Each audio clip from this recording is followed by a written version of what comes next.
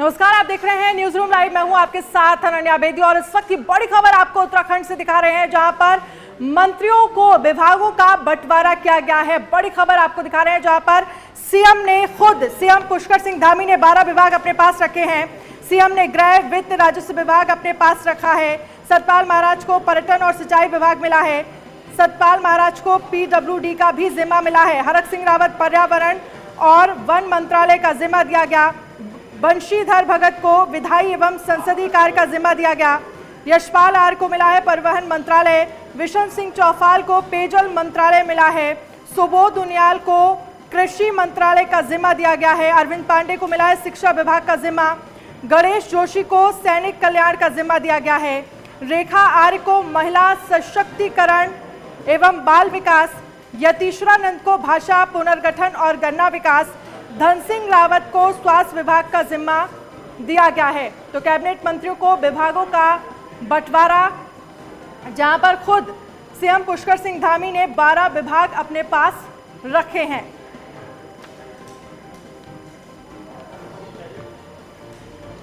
तो विशन सिंह चौफाल को पेयजल मंत्रालय मिला है।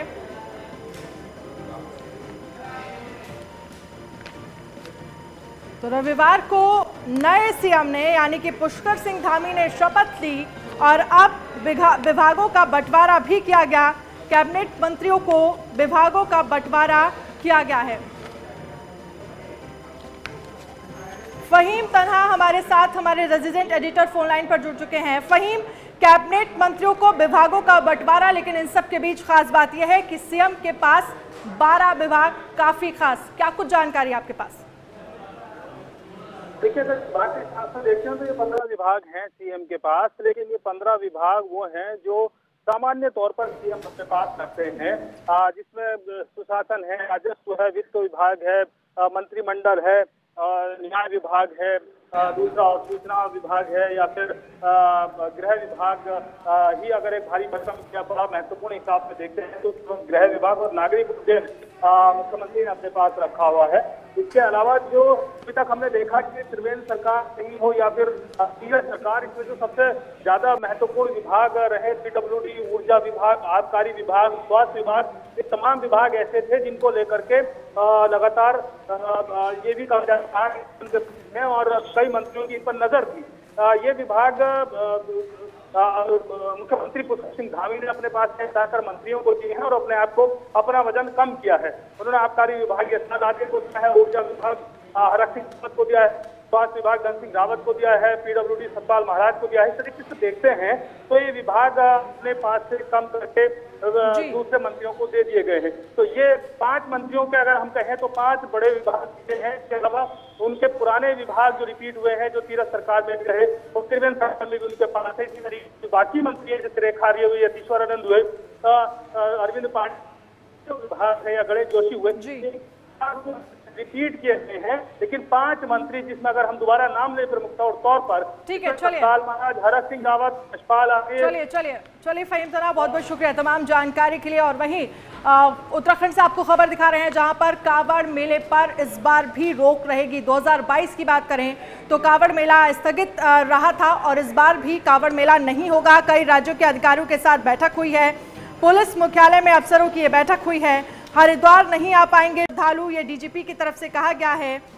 कांवड़ियों के हरिद्वार आने पर रोक रहेगी। हरिद्वार आने पर 14 दिन रहना होगा क्वारंटीन। तो बड़ी खबर, उत्तराखंड में कांवड़ मेले पर रोक रहेगी।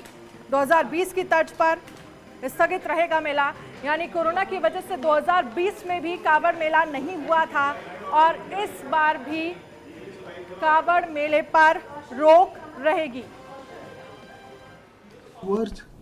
गत वर्ष की भांति 2020 की भांति अपने शिवरात्रि के अवसर पर जो है जलाभिषेक अपने अपने मंदिरों में करें। अगर हमने एक बात बोली है, अगर अलग राज्यों के जैसे हरियाणा है, वेस्टर्न यूपी है या पंजाब है, अगर लोग चाहें तो थाना लेवल पे सब लोग मिल करके कोई टैंकर वे भिजवा सकते हैं हरिद्वार, जिसको हम भरवाने में, गंगा जल भरवाने में हम कोऑर्डिनेट करेंगे, कोऑपरेट करेंगे और उसको वो ले जा करके अपने कहीं एक मंदिर में खड़ा कर दें। वहाँ से लोग बाग ले जा करके अपने अपने मंदिरों में जल चढ़ा सकते हैं। गत वर्ष की भांति 2020 की भांति अपने शिवरात्रि के अवसर पर जो है जलाभिषेक अपने अपने मंदिरों। और काफी दिनों से चल रही सुगबुगाहट के बीच मोदी कैबिनेट का विस्तार लगभग तय हो गया है। 8 जुलाई को सुबह 10:30 बजे कैबिनेट विस्तार हो सकता है, लेकिन इन सब के पीछे की वजह क्या है? वजह है कि आने वाले 2022 में 5 राज्यों में विधानसभा के चुनाव हैं और कहा यह भी जा रहा है कि इस कैबिनेट में चुनावी राज्यों को ज्यादा तवज्जो दी जाएगी। क्या है पूरा मामला, इस रिपोर्ट में देखिए। कैबिनेट में बदलाव का काउंटडाउन, नए चेहरे से सजेगी मोदी कैबिनेट, चुनावी राज्यों को मिलेगा तवज्जो। केंद्रीय कैबिनेट में बदलाव का काउंटडाउन शुरू हो गया है। 8 जुलाई यानी गुरुवार को सुबह 10:30 बजे मोदी कैबिनेट के नए मंत्री शपथ लेंगे। कई नेताओं को नई दिल्ली बुलाया जा रहा है। इससे पहले ही हलचल काफी तेज हो गई है और इस हलचल में ही मंत्री बनने वाले संभावितों के नाम साफ होते जा रहे हैं। जैसे मध्य प्रदेश से भाजपा लीडर ज्योतिरादित्य को अचानक दिल्ली से बुलावा आया। असम से सर्बानंद सोनोवाल भी दिल्ली पहुंच चुके हैं। कैबिनेट विस्तार के जरिए काम को स्पीड देने और सभी समीकरणों को ठीक करने की ओर कदम बढ़ाया जा सकता है। इसके अलावा जातीय, क्षत्रिय और दलीय समीकरण को भी देखा जाएगा। उत्तर प्रदेश और उत्तराखंड में अगले साल विधानसभा चुनाव है, ऐसे में यहाँ पर बड़ा फोकस रहेगा। वहीं बिहार को भी तवज्जो मिल सकती है क्योंकि यहाँ पर बीजेपी जेडीयू के साथ सत्ता में है। ऐसे में बिहार से सहयोगी दल को मौका मिल सकता है। अगले साल होने वाले 5 विधानसभा चुनाव से लेकर 2024 के लोकसभा चुनावों को इस विस्तार से साधा जा सकता है। केंद्रीय मंत्री थावरचंद गहलोत को अब कर्नाटक का राज्यपाल बना दिया गया है। ऐसे में संकेत साफ है कि इस बार कई मंत्रियों को बदला जा सकता है और बाहर का रास्ता भी दिखाया जा सकता है। कैबिनेट विस्तार का एक बड़ा कारण ये भी है कि मोदी सरकार में इस वक्त कई मंत्री ऐसे हैं जिनके पास एक से अधिक मंत्रालय है।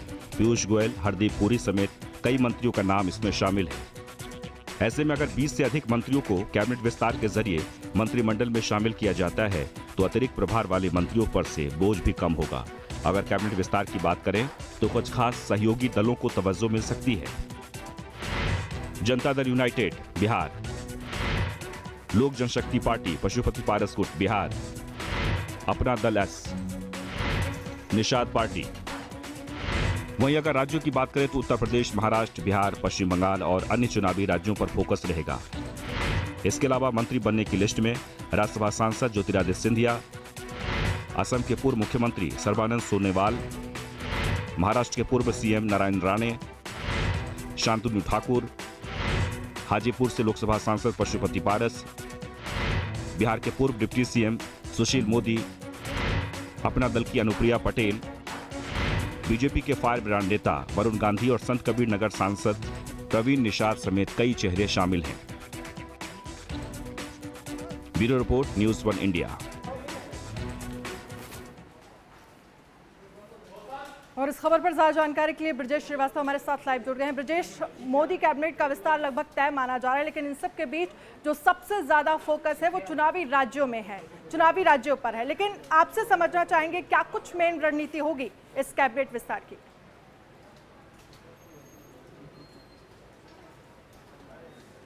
देखिए, सबसे बड़ी बात यह है कि जो कैबिनेट का विस्तार हो रहा है इसमें सबसे ज़्यादा उन राज्यों को तवज्जो देने की बात की जा रही है जिन राज्यों में अगले साल चुनाव हैं। इसके साथ ही जाति समीकरणों को साधने की भी इसमें पुरजोर कोशिश की जा रही है। सबसे बड़ी बात यह है कि आप देखिए, बिहार के मुख्यमंत्री नीतीश कुमार ने भी अति पिछड़ा और महादलित को जो है मौका देने का एक कहीं ना कहीं दांव खेल दिया है। इस बार कोशिश यही की जा रही है कि किसी तरीके से कास्टिंग फैक्टर को साधा जाए, किसी तरीके से उन तमाम सामाजिक समीकरणों को साधा जाए और साथ ही उन राज्यों को तवज्जो दे करके वहां पर उन वोटरों के समीकरणों को भी जो है अपने पक्ष में करने की कोशिश की जाए। उसी कड़ी में उत्तर प्रदेश से भी नाम आ रहा कि उत्तर प्रदेश को खासा प्रतिनिधित्व मिल सकता है।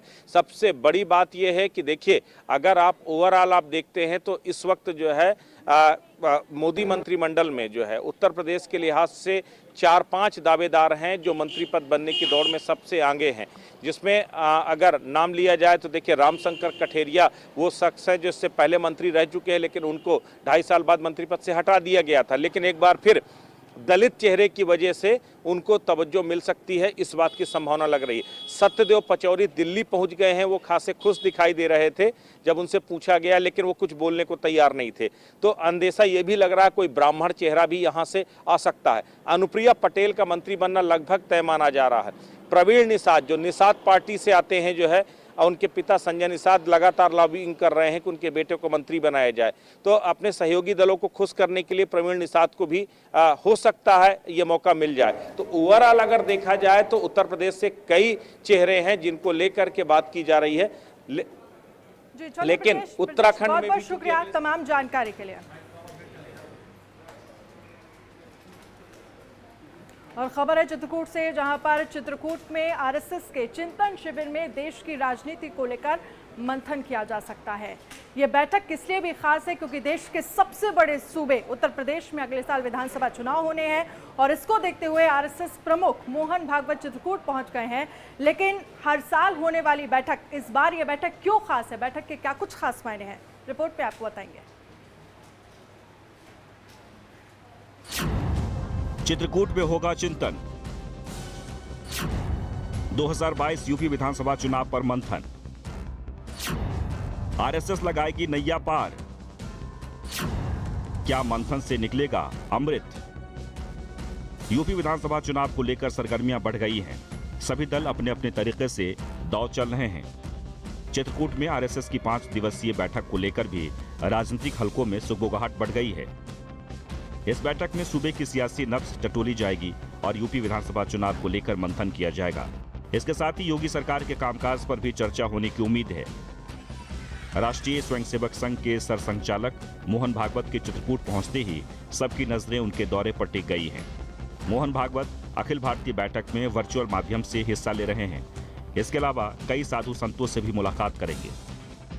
चित्रकूट के पंडित दीनदयाल शोध संस्थान आरोग्य धाम में आरएसएस इस बैठक में संघ के क्षेत्र और प्रांत प्रचारक भी शामिल हो रहे हैं। हालांकि महामारी की वजह से इस बैठक में सिर्फ क्षेत्र प्रचारक ही मौजूद होंगे और प्रांत प्रचारक डिजिटल माध्यम से बैठक में शामिल होंगे। माना जा रहा है कि संघ यूपी चुनाव को लेकर योगी सरकार के लिए दिशा निर्देश भी तय कर सकता है। आरएसएस की यह बैठक हर साल होती है, लेकिन यूपी में अगले साल चुनाव होने हैं। ऐसे में संघ की 5 दिवसीय बैठक पर सभी की निगाहें हैं। आरएसएस प्रमुख मोहन भागवत के चित्रकूट पहुंचने से पहले ही एमपी के कई मंत्रियों ने डेरा डाल रखा है। आरएसएस ये अच्छी तरह से जानता है कि यूपी अगर हाथ में रहा तो बीजेपी का किला किसी भी तरह से नहीं हिल सकता। यूपी में जिस तरह से आजकल धर्मांतरण का मुद्दा गर्म है, उसे लेकर भी आरएसएस अपना विजन लोगों के सामने रख सकता है। चुनाव में हिंदू मुस्लिम वोटों को लेकर अभी से ही सभी राजनीतिक दल सक्रिय हो गए हैं। गौरतलब है कि उत्तर प्रदेश में होने वाले विधानसभा चुनाव को लेकर राजनीतिक दल समान विचारधारा वाले दलों से गठबंधन करने में लगे हैं। बीते कुछ हफ्तों में दिल्ली से लेकर लखनऊ तक भाजपा नेताओं के साथ साथ आरएसएस के बीच भी बैठकों का दौर जारी रहा है, जिसके चलते पार्टी से लेकर सरकार तक में फेरबदल के कयास लगाए जा रहे थे। वहीं संगठन द्वारा किसी तरह का बदलाव न होने की बात कहकर सब ठीक बताया था। इसके बाद भी राजनीतिक चर्चाओं पर विराम नहीं लग रहा है। ऐसे में यह बैठक काफी महत्वपूर्ण मानी जा रही है। चित्रकूट के चिंतन से निकला विचार बीजेपी के लिए रामबाण साबित हो सकता है। आरएसएस प्रमुख मोहन भागवत चित्रकूट के 7 दिवसीय दौरे पर हैं। आरएसएस की 5 दिवसीय चित्रकूट में होने वाली बैठक में मोहन भागवत हिस्सा लेंगे। इस 5 दिवसीय बैठक में क्षेत्रीय प्रचारक और प्रांतीय प्रचारक शामिल होंगे। कुल मिलाकर के ये जो बैठक है, इस बैठक में यूपी सरकार के और केंद्र सरकार के विकास कार्यों की समीक्षा भी की जाएगी। माना यह जा रहा है कि यह बैठक यूपी 2022 के विधानसभा के चुनावों को रखते हुए की गई है। और खबर है आजमगढ़ से, जहां पर आजमगढ़ में दलित बस्ती में तोड़फोड़ का जो मामला था वो अब राजनीतिक गलियारों में गूंजने लगा है। इस पूरे मामले को लेकर जो गांव वाले हैं वो पुलिस पर आरोप लगा रहे हैं कि पहले पुलिस ने प्रधान के घर को तोड़ा, तोड़फोड़ वहां पर मचाई और फिर उस घर को गिरा दिया। पुलिस हालांकि इस मामले पर कार्रवाई करने की बात कर रही है। सबसे बड़ी बात यह है कि इस मामले में पुलिस की कार्यशैली सवालों के घेरे में है।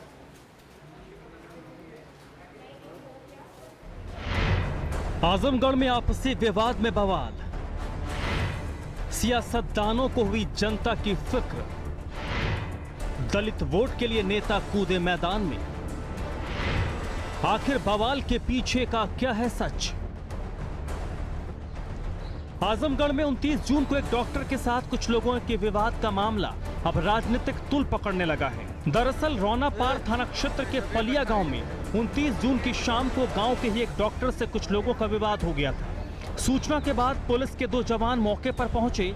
आरोप है कि पुलिस के जवान वहां पहुंचे तो गांव के ग्राम प्रधान और उनके समर्थकों ने पुलिस टीम पर हमला किया। पुलिस पर हमले के बाद देर रात पुलिस ने दलित बस्ती की घेराबंदी की। कहा जा रहा है कि पुलिस ने मुख्य आरोपी बताए जा रहे ग्राम प्रधान के मकान में तोड़फोड़ की और मकान को गिरा दिया। परिजनों का आरोप है कि पुलिस ने उनके घरों में लूटपाट भी की। पुलिस की कार्रवाई को देखकर ग्रामीण सहम गए और इसके बाद पुरुष और बच्चे घर छोड़कर भाग गए। कल सर वो मंगरी बाजार में घटना बच्चों में हुई थी और उसी के लेकर यहाँ विवाद हो गया। फिर वो वहीं पर बवाल हुआ, रात में तोड़ फोड़ पूरा घर में किए हैं। हमारे घटना यहाँ ये घटी कि हमारे भाई को ये सुनाई दिया कि हमारे भाई को कोई चाकू मार दिया। ठीक। यहाँ सब गए तो वो बंगाली जो है वो मार के चाकू चला गया था। तो वहाँ पे गए तो घटना बहुत जैसे विवाद ज्यादा बढ़ गई थी, तो पुलिस वाले आए फोर्स लेकर। पुलिस पर हमले के बाद जिला प्रशासन इस मामले में केस दर्ज कर लिया है। इसमें सरकारी काम में बाधा पहुंचाने का भी मामला दर्ज किया गया है। हालांकि मुख्य आरोपी बताए जा रहे ग्राम प्रधान अभी भी फरार हैं। देखिए, रौनापार थाने का पलिया गांव है और वहां पर एक डॉक्टर के साथ कुछ ग्रामीण लोग मारपीट कर रहे थे, जिसमें प्रधान भी था गांव का। उसके द्वारा एसओ रौनापार को सूचना दी गई। एसओ रौनापार ने जो 2 नज़दीक सिपाही उस हल्के के थे जो वहाँ पर ड्यूटी पर थे, उनको वहाँ पर भेजा।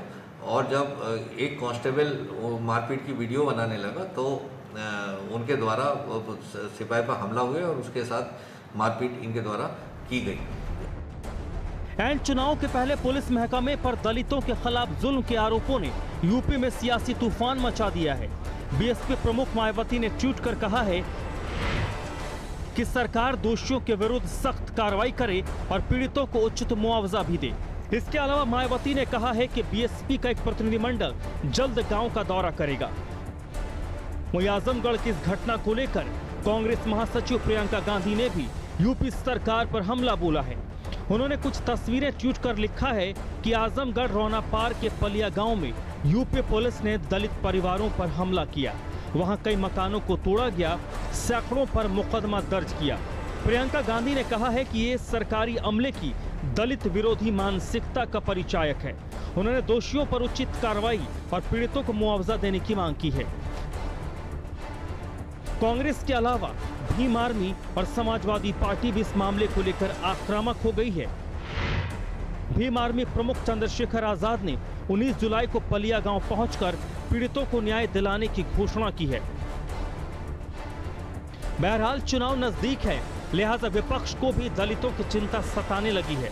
शायद यही कारण है कि सभी राजनीतिक दल अब सियासत की आंच पर वोट बैंक की रोटी सेकना चाहते हैं। Sandeep Srivastava, news 1 India.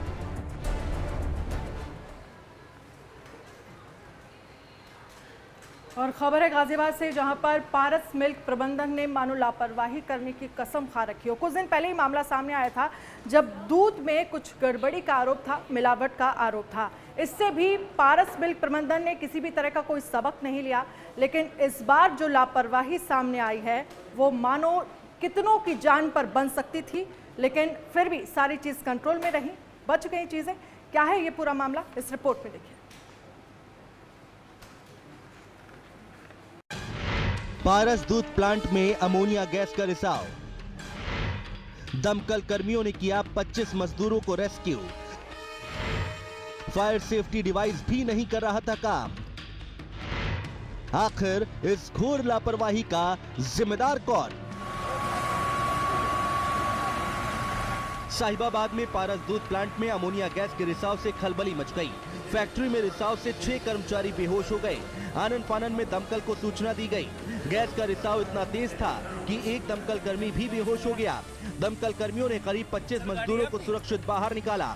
इस मामले में पारस कंपनी की तरफ से घोर लापरवाही का मामला सामने आया है। घटना के वक्त अग्निशमन यंत्र भी नहीं काम कर रहा था। पारस फैक्ट्री है, इसमें जो है अमोनिया गैस का भयंकर रिसाव की सूचना मिली थी 9:03 पर। तत्काल जो है फायर सर्विस वैशाली और साहिबाबाद की सूचना मिली और वैशाली और कोतवाली की भी गाड़ियां तत्काल यहां के लिए रवाना की गई। पहुंचकर देखा गया कि काफ़ी भारी मात्रा में गैस रिसाव हो रहा था अमोनिया का। तत्काल जो है पानी की वो बौछार करते हुए BA-7 पहन करके उसके अंदर जो है हमारे कर्मचारियों ने घुस करके उसके वाल्व को बंद करने की कोशिश की। न्यूज 1 इंडिया ने जब बिना फायर सेफ्टी के फैक्ट्री चलने का खुलासा किया तो पारस मिल्क प्रबंधन डैमेज कंट्रोल में जुट गया। पारस प्रबंधन के कर्मचारियों ने न्यूज 1 इंडिया से किसी तरह से डैमेज कंट्रोल करने को कहा। किस तरह से पारस मैनेजमेंट न्यूज 1 इंडिया से गुहार लगा रहा है, आप भी सुनिए।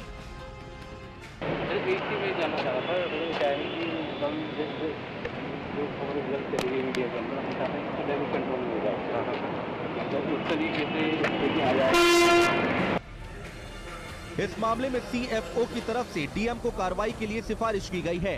कंपनी को ऑडिट रिपोर्ट में 3 बार नोटिस जारी किया गया, लेकिन कंपनी प्रबंधन की तरफ से कोई जवाब नहीं दिया गया। हालांकि इस मामले में प्रशासन की बैकफुट पर आने को लेकर कई कारण हैं। पारस दूध का कनेक्शन बीजेपी नेता सुरेंद्र नागर से है।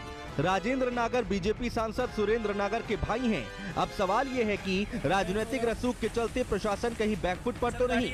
जिस तरह से कंपनी की तरफ से लापरवाही जारी है, उसको लेकर न्यूज 1 इंडिया पारस प्रबंधन से कई सवाल कर रहा है। घटना के वक्त अग्निशमन यंत्र भी नहीं काम कर रहा था। अग्निशमन यंत्र के लिए ऑडिट रिपोर्ट में 3 बार नोटिस दिया गया, फिर भी अनदेखी क्यों? कंपनी आबादी वाले इलाके में है, उसके लिए क्या सुरक्षा के उपाय किए गए? लापरवाही के बाद भी कैसे चल रही है फैक्ट्री?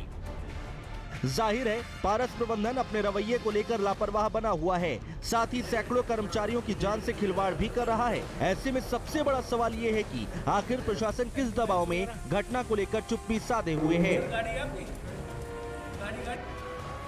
ब्रिजेश श्रीवास्तव की रिपोर्ट, न्यूज 1 इंडिया।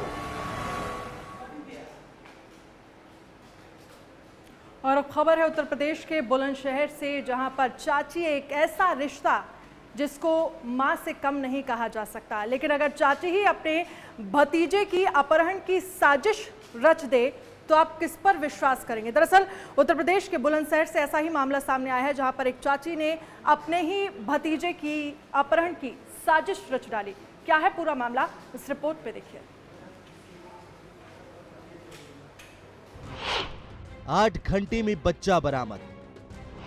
चाची ने रची थी अपहरण की साजिश। टीकाकरण के नाम पर बच्चा चोरी। 1.25 महीने का बच्चा जो अभी दुनिया से था अनजान। चाची ने रची किडनैपिंग की साजिश। बुलंदशहर से पहुंची गाजियाबाद। मां बनना जिंदगी का सबसे खूबसूरत एहसास होता है। मां बच्चों में अपनी पूरी दुनिया समेट लेती है, मगर एक महिला को बिना औलाद जीना बहुत मुश्किल लगता है। इसके लिए वो लाख कोशिश भी करती कि किस तरह से उसकी सूनी गोद भर जाए, लेकिन यूपी के बुलंदशहर से एक हैरान कर देने वाला मामला सामने आया है, जहां एक सगी चाची ने फिल्मी अंदाज में अपने जेठ जेठानी के 1.25 महीने के बच्चे का अपहरण कर लिया। दरअसल चाची मां नहीं बन पा रही थी, तभी जेठानी को एक बच्चा पैदा हुआ। इस बात से वो काफी दुखी थी। उसे औलाद नहीं हो रही है तो उसने अपनी ही जेठानी की गोद उजाड़ने की साजिश रच डाली और बच्चा चुराकर फरार हो गई। लेकिन पुलिस ने 8 घंटे के अंदर ही यूपी के गाजियाबाद से महिला और बच्चे को बरामद कर लिया। साथ ही चाची के साथी को भी गिरफ्तार कर लिया गया है। बताया जा रहा है कि महिला ने अपने साथी के साथ मिलकर स्वास्थ्य कर्मी बनकर पहले अपना भेष बदला, फिर अपने भतीजे का अपहरण किया। बच्चे के अपहरण के बाद महिला गाजियाबाद पहुँच गयी। आज थाना अनूप शहर के डूंगरा जोगी गांव में एक संजीव शर्मा के 1.25 महीने के बच्चे का दोपहर में लगभग 2 बजे के आसपास कुछ लोगों द्वारा अपहरण कर लिया गया था। और अपहरण की कहानी ये थी कि एक स्विफ्ट डिजायर कार से एक पुरुष और एक स्त्री उस गांव में आए। उन्होंने कहा कि आपके यहाँ जो नया बच्चा पैदा हुआ है, नवजात शिशु है, उसको टीका लगना है। और गाड़ी को उन्होंने उस आदमी के घर से, संजीव शर्मा के घर से लगभग 100 मीटर दूर खड़ा कर रखा था। स्विफ्ट डिजायर कार थी और घर के लोग, उसके ससुर जब बच्चे को लेकर के कार तक आए टीका लगवाने के लिए, तो जो साथ में महिला थी जो कार से आई थी, अपना पूरा मुंह ढके हुए थी। इस वारदात के बाद कई सवाल खड़े होते हैं। सगी चाची को अगर बच्चा नहीं हो रहा था तो वो अपने जेठ जेठानी के बच्चे को अपने बच्चे की तरह प्यार कर सकती थी। किसी के बच्चे को किडनैप करते समय महिला ने जरा भी नहीं सोचा जिस बच्चे के लिए वो तरस रही है, क्या किसी की गोद सुना कर वो खुश रह पाती? खैर, ये तो नैतिकता की बात है। अगर चाची ऐसा सोचती तो अपने भतीजे का कभी अपहरण नहीं करती। लेकिन पुलिस की भूमिका भी सराहनीय है कि 8 घंटे के अंदर ही बच्चा बरामद कर लिया। बुलंदशहर से अशोक कुमार की रिपोर्ट, न्यूज़ 1 इंडिया।